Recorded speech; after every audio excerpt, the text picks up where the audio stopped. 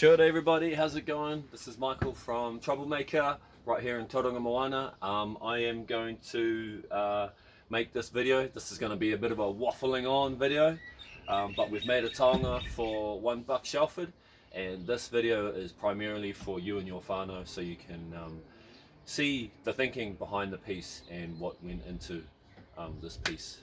So I was commissioned by some Navy boys, Greg and Hedda, and they come around and spoke pretty fondly about you, bro, and they wanted me to commission a piece. You right? Yeah. I'll shut that door, Ollie. Yeah. Yeah, so they commissioned a piece, and he spoke about a toki po tangata. And he was quite brutal about what the rangatira used to do with it, and I was like, far out. And when I started to delve into Mr. Buck Shelford, Sir Buck Shelford, sorry, it was pretty full on. You know, you're a hard man amongst hard men, and I wanted to make sure this piece wasn't just ceremonial, but it actually had some oomph behind it. It was, you know, a solid weapon. So it's part tongaroa and part tumatoinga, really. Yeah, cool. All right, this is the box. Apparently, Mr. John Kerwin's going to be taking it off and presenting it to you. So I just had to make a box to conceal it. George was like, "Oh, why don't we put it in a bag or a kete, just to keep it sort of hidden?" And I was like, Nah, we're not doing that. So I put a bit of labeling on there, bro. Keep it simple, eh? Rugby players, you know, got to spell it out. So John, if you're watching this, bro, yeah, just take it all the way off, and you can actually slide this piece out. So we'll just put that off to the side there, and then just when you take it home or whatever, you can ditch that box. So this is it here. Yeah, we've called it Te Haerenga. Actually, I'll start holding this, which translates to the journey, and that's what this video is gonna.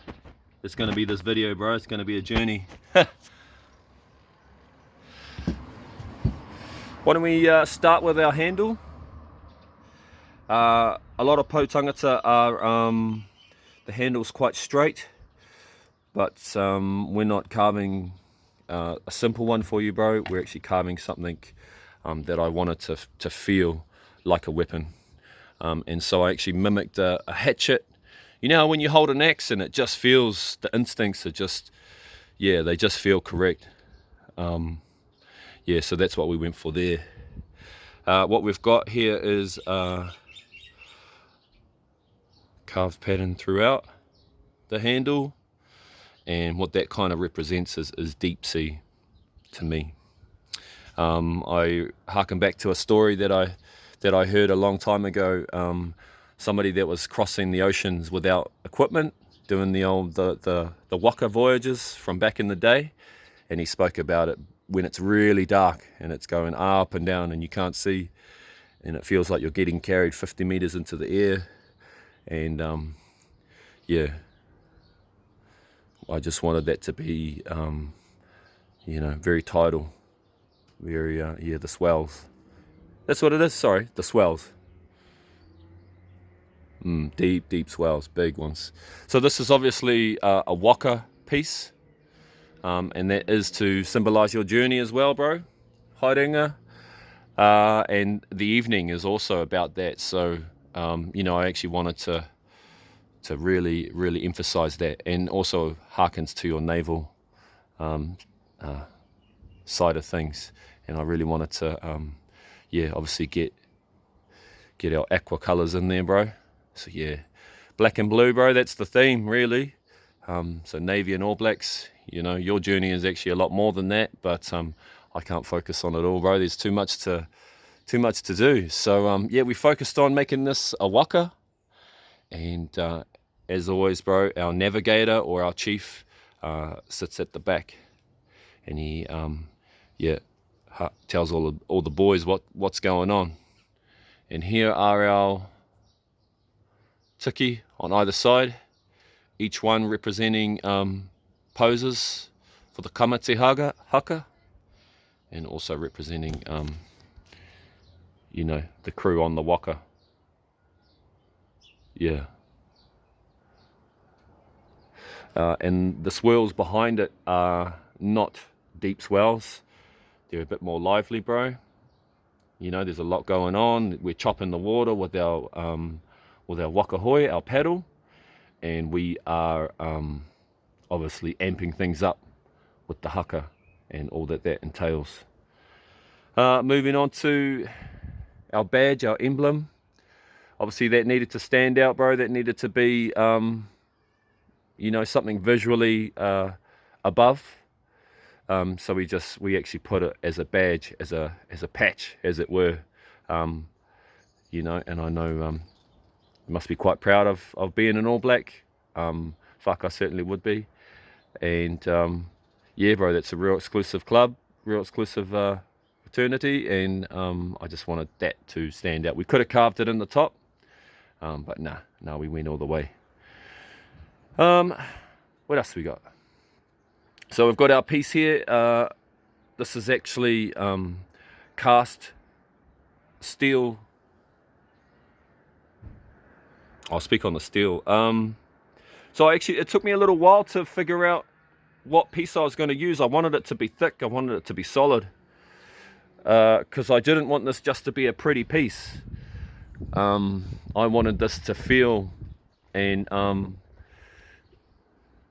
you know, be strong enough to be used for real. So I felt like you know, getting an actual blade in there, an actual strong blade in there, was essential. Given the hard man that you are, bro, and you know, you know, mucking around. So beneath all these this lovely evening with all the pomp and all the lovely speeches, bro, is a you know, a bit of a tough bastard. So you know, I was keen to really get some strength in behind it. You know, this can be sharpened. This edge, this will be cast. This has been cast. It's solid AF. And yeah, if you want to delete a motherfucker, bro, you got the option, eh? Yep. So this piece of steel is actually I was looking around. I couldn't really find what I wanted. I could have used a just normal steel, just get it plated and all that sort of stuff. And then I started looking at some tools, saw some chisels, and I was like, yep, let's go there. But we actually decided on a hardened steel log splitter, which took a lot of hours to get it to this shape and sharpen it up. Yeah, and I just thought log splitting, you know, driving deep and driving through, that's exactly what we need here. And of course we've got the power inlays to you know, the beauty of underneath the water, and we've got some bubbles coming in through there. Just want to thank Nikki McLaren and Tia Mani for helping us out with that one, and getting these bubbles to come through. I really wanted that aquatic theme to stem through the steel of the ship, the naval vessels that you ride on, as they slice through the water. And we've got a couple of bloodletting lines through there. Cool as. Oh, babe, don't dry my jacket, please. Sorry. Yeah, we've got a couple of bloodletting lines. Savage as. I wanted that cut to be brutal, you know, so it's quite you know, it's not poised and finessed like a lot of our line work here. Yeah, and I've just marked a couple of X's through, harkening back to your rank, your petty officer rank. Just very symbolic. I didn't put any anchors, bro. Just, yeah, it's just a sort of really loose symbology there. Okay, this cording was done by Ruth at the incubator, and I'm really appreciative of that. This is actually more decorative to resemble a tōkipo tangata. yeah, we just wanted to make sure we get that look right, and she is the pro, and I suck at it, eh? So I just had to, you know, I had to get a little bit of help there. Yeah. Yep. Sorry, I'm waffling on. This is yeah. This is just one of those things, bro. I'm sure you might find some value in it, but I just thought I'd yeah, just to explain in detail what we're all about here. And oh, one last thing. So we've got our cordage to actually wrap around our hand. I'll just place this down here for a second.